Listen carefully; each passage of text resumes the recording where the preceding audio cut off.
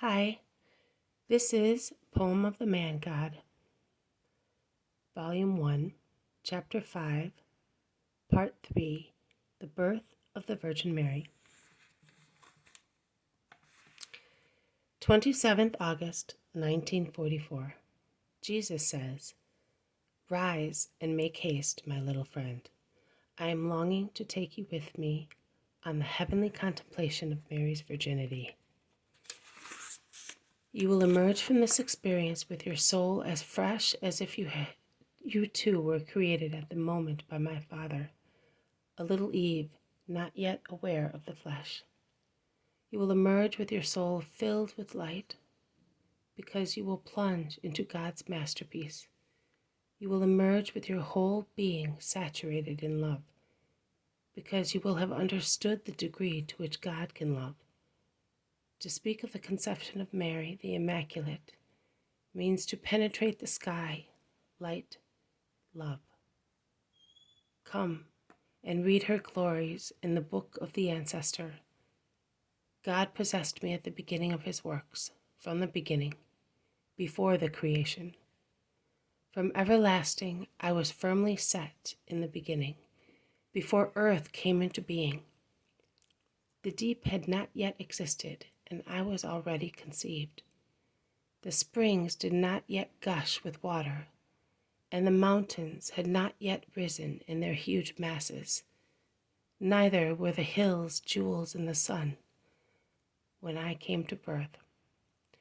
God had not yet made the earth, the rivers, and the foundation of the world, and I was there. When he prepared the heavens, I was present. When the immutable laws, he enclosed the deep under the surface. When he fixed the heavens firm, and he suspended there the springs of water. When he assigned the sea and its boundaries, and gave laws to the waters. When he ordered the waters not to invade the shore. When he laid down the foundations of the earth, I was with him, arranging everything. I always played joyfully in his presence. I played in the universe. You applied these words to wisdom, but they speak of her, the beautiful mother, the holy mother, the virgin mother of wisdom that I am, who am now speaking to you. I wanted you to write the first line of the song at the top of the book that speaks of her, that she might be contemplated and the consolation and joy of God might be known. The reason for the constant, perfect, intimate delight of this God, one and trine, who rules and loves you, and who received from man so many reasons for being sad. The reason why he perpetuated the human race, even when, at the first test, humanity deserved to be destroyed. The reason for the forgiveness you have received. To have Mary that loved him. Oh, it was well worth, while creating man and allowing him to exist, and decreeing to forgive him, to have the beautiful Virgin, the Holy Virgin, the Immaculate Virgin, the loving Virgin, the beloved daughter, the most pure mother, the loving spouse. God has given you so much, and would have given you even more to possess the creature of his delight, the son of his son, the flower of his garden. And he continues to give you so much on account of her, at her request, for her joy.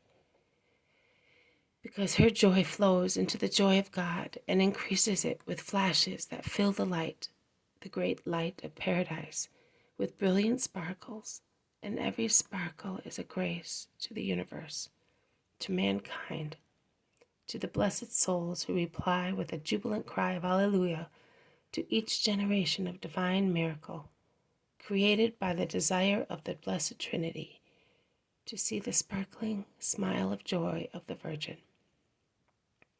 God desired to put a king in the universe that he had created out of nothing, a king who by the nature of matter should be the first amongst all the creatures created with matter and endowed with matter, a king who by nature of the Spirit should be little less than divine, united to grace as he was in his first innocent day. but the Supreme Mind, to whom all the most remote events and centuries are known, incessantly sees what was, is, and will be, and while it contemplates the past and observes the present, it penetrates deeply with its foresight into the most distant future and knows in every detail how the last man will die.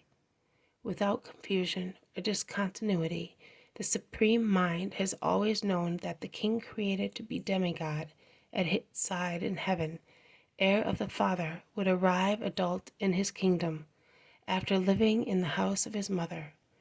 The earth with which he was made during his childhood, as child of the Eternal Father for his day on earth.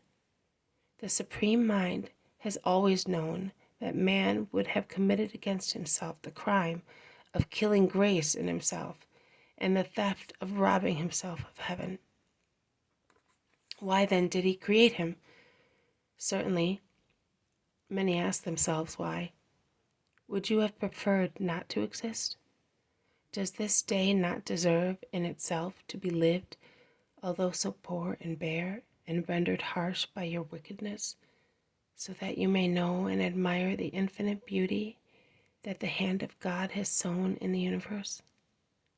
For whom would he have created the stars and planets that fly like thunderbolts and arrows, furrowing the vault of heaven, or dash majestically in their rush of meteors, and yet seem slow, presenting you with light and seasons, eternally immutable and yet always mutable?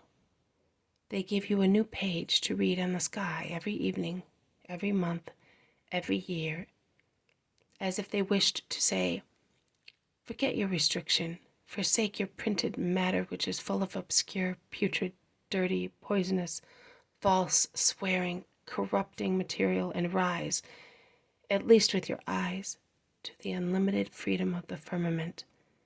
Make your souls bright, looking at so clear a sky. Build up a supply of light to take to your dark prison.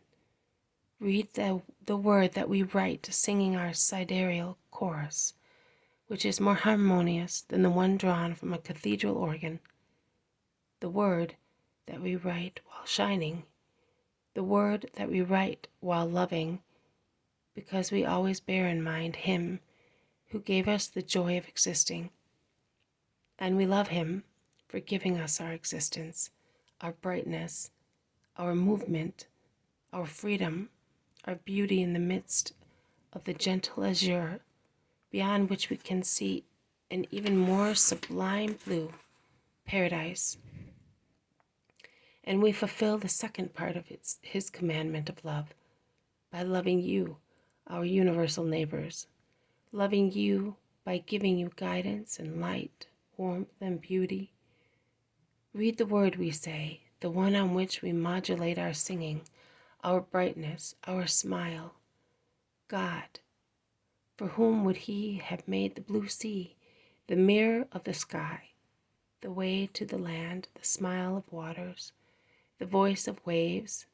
The sea itself is a word that with the rustling of silk, with the smiles of happy girls, with the sighs of old people who remember and weep, with the clamor of violence, with clashes and roars, and always speaks and says, God. The sea is for you, as the sky and the stars are, and with the sea, the lakes and the rivers, the ponds and the streams, the pure springs, all of which to serve to nourish you, to quench your thirst, to clean you, and they serve you, serving their Creator, without submerging you as you deserve. For whom would He have made the countless families of animals, the beautifully colored birds that fly singing, and other animals that, like servants, run, work, nourish you, and succor you like their kings? For whom would He have created the countless families of plants and flowers that look like butterflies, like gems, and motionless birds, and the families of fruits that are like jewels, or jewels' cases, and are a carpet for your feet, and the trees that form shelters for your heads, a welcome relaxation and joy to your minds, your limbs, your sight and smell. For whom would he have made the minerals in the bowels of the earth, and the salts dissolved in cold and boiling springs, the iodines and the bromines, unless one should enjoy them, one who was not God, but the Son of God, one man? The joy of God lacked nothing. God had no need.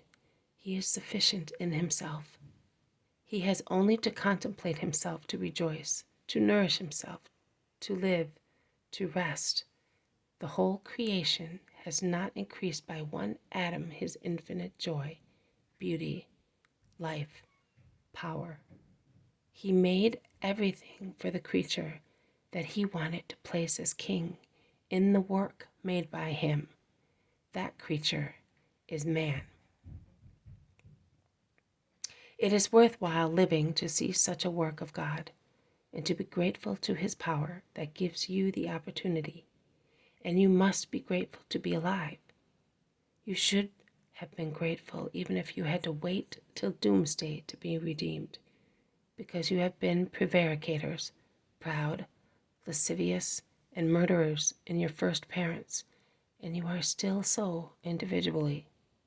Yet God allows you to enjoy the beauty of the universe, the goodness of the universe, and he treats you as if you were good children who are taught and granted everything so that their lives might be happier and more pleasant.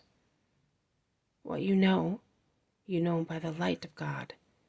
What you discover through the guidance of God.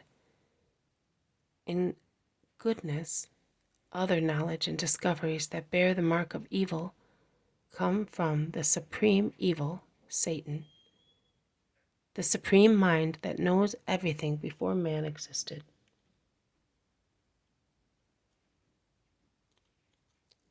Knew that man would be a thief and a murderer, and as the eternal goodness has no limits in being good, before guilt existed, he thought of the means to obliterate guilt, the means, the Word, the instrument to render the means an efficient instrument, Mary, and the Virgin was created in the sublime mind of God. This has been a reading from the Poem of the Man God, Volume 1, Chapter 5, Part 3, The Birth of the Virgin Mary. Thank you for listening. I'll see you tomorrow. May peace be with you.